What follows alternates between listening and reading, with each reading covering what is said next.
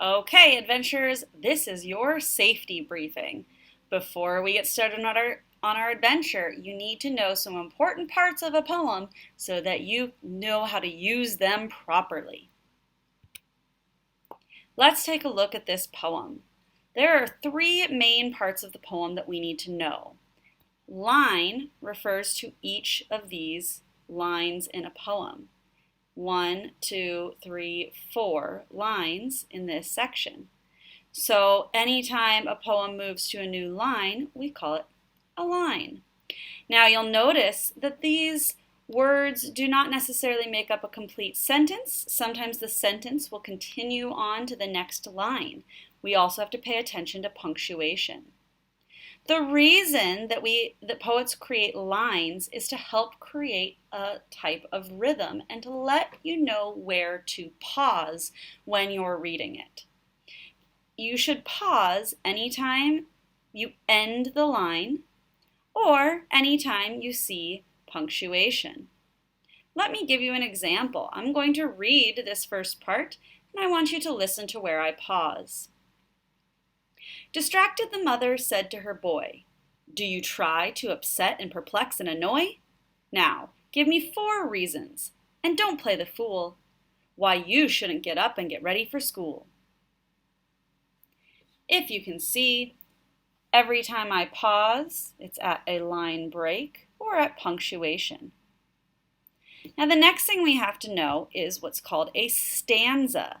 A stanza is a group of lines. There are 1, 2, 3 stanzas in this poem.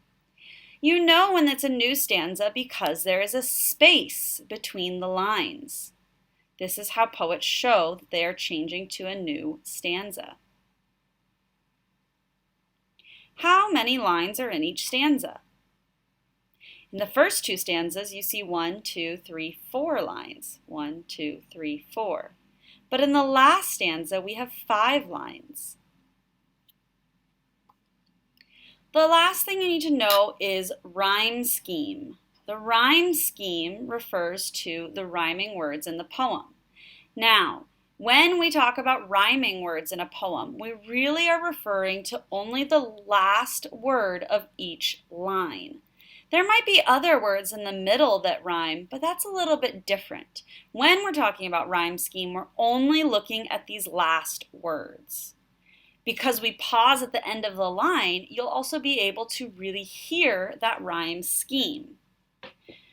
So I'm going to read the whole poem out loud. I want you to pay attention to those last words and how they rhyme. Distracted, the mother said to her boy, "Do you try to upset and perplex and annoy?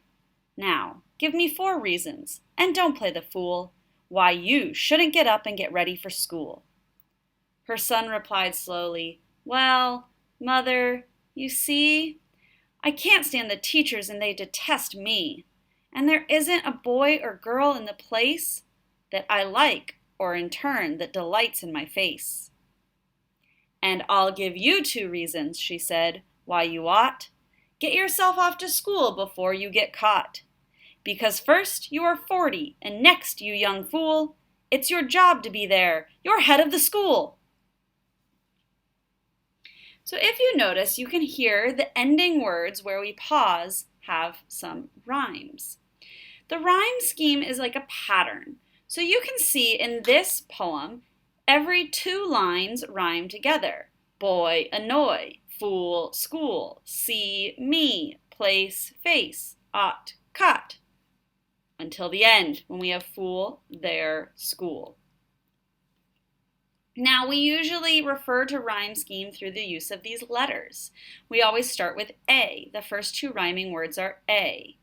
Then, the next 2 rhyming words would be B, because these are not the same. Oi and ool are different sounds. But you will notice that sometimes these sounds repeat, like at the end we have fool and school. So you'll see that the rhyme scheme B comes back. Let's take a look at another type of rhyme scheme.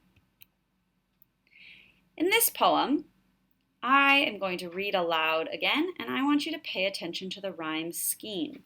You can see it written there at the end. This poem is called Neither Out Far Nor In Deep by Robert Frost. The people along the sand all turn and look one way. They turn their back on the land. They look at the sea all day. As long as it takes to pass, a ship keeps raising its hull. The wetter ground like glass reflects a standing gull. The land may vary more, but wherever the truth may be, the water comes ashore, and the people look at the sea. They cannot look out far, they cannot look in deep, but when was that ever a bar to any watch they keep? So you can see in this rhyme scheme, we are doing a different pattern. The two lines don't rhyme here. It's every other line that rhymes. This is called an alternate rhyme scheme. So we have sand, way, land, day, A, B, A, B. Pass, glass, whole, gull. Pass, whole, glass, gull. C, D, C, D. More, B, ashore, C. E, F, E, F. Far, deep, bar, keep. G, H, G, H. So when we're talking about rhyme scheme, we're looking for rhyming words and we're looking for patterns. Do they follow any kind of pattern? Now, we will be looking at lines, stanzas, rhyme scheme, and more in our poems that are coming up. So when I refer to these things, I want you to remember what you've learned in this lesson. We're going to do a little bit of practice before we move on just to make sure you understand.